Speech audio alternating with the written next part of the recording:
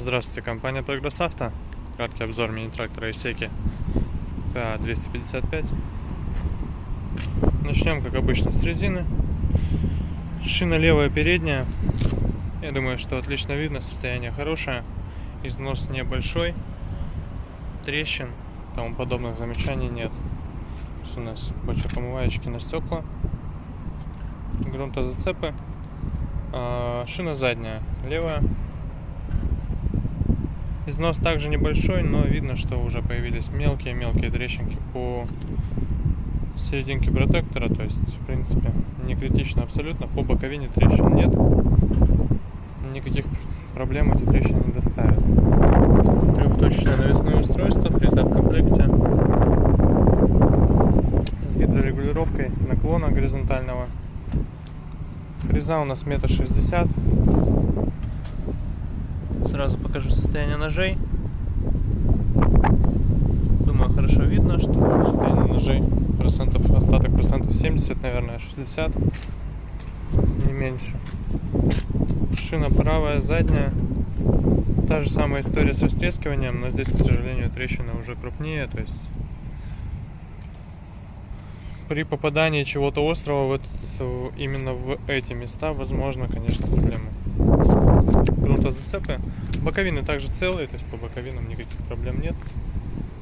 Фреза с этой стороны, колеса упорные. Также кабинка, все это у нас целое. Герметично, нигде не продувается и так далее. Шина правая передняя. Состояние аналогично левой стороне. Достаточно целое, износ небольшой. Здесь вообще, точнее, износ прямо минимальный. Возможно, менялось в Японии. Потому что состояние как новое. В остальном трактор, я думаю, что видно. Техническое, косметическое состояние прямо-таки хорошее. То есть трактор весь в родной краске, симпатичный. Хотя вот нет, вижу, что кабинка подкрашивалась. Вот здесь по стойке точно. Но тем не менее, сзади и так далее, все наклейки родные сохранены, все сохранено. Поэтому вот такой вот тракторочек с кабиной у нас появился. В кабине у нас внутри, сейчас покажу, что есть. В кабине у нас внутри регулировка положения фрезы. Все как обычно, стандартный исековский пульт. Задний дворник, сверху у нас потолочек вот такой мягенький. Сверху здесь же магнитола, включение-выключение отопителя, динамики. Передний дворник включается вот здесь. Сам непосредственно отопитель вот так вот расположен. Наработка 852 моточаса. Естественно, трактор у нас с реверсом уже, соответственно, имеем мы 4х4, 16 и 32 передачи в итоге. 16 вперед, 16 назад, соответственно, можно с ним использовать его куда угодно и как угодно. Очень удобно будет и разворачиваться, и ехать задом, и все что угодно. Можно будет подобрать нужную скорость движения.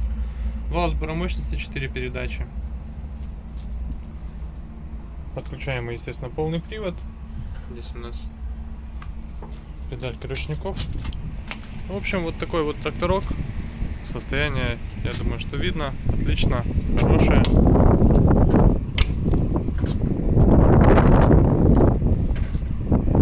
Поэтому приезжайте, будем рады его показать. Естественно, запустим, все продемонстрируем. Я думаю, что придется по душе человеку, который хочет себе полноприводный трактор недостаточно хорошей мощности. Поэтому всего доброго, Прогресс Авто, ждем вас.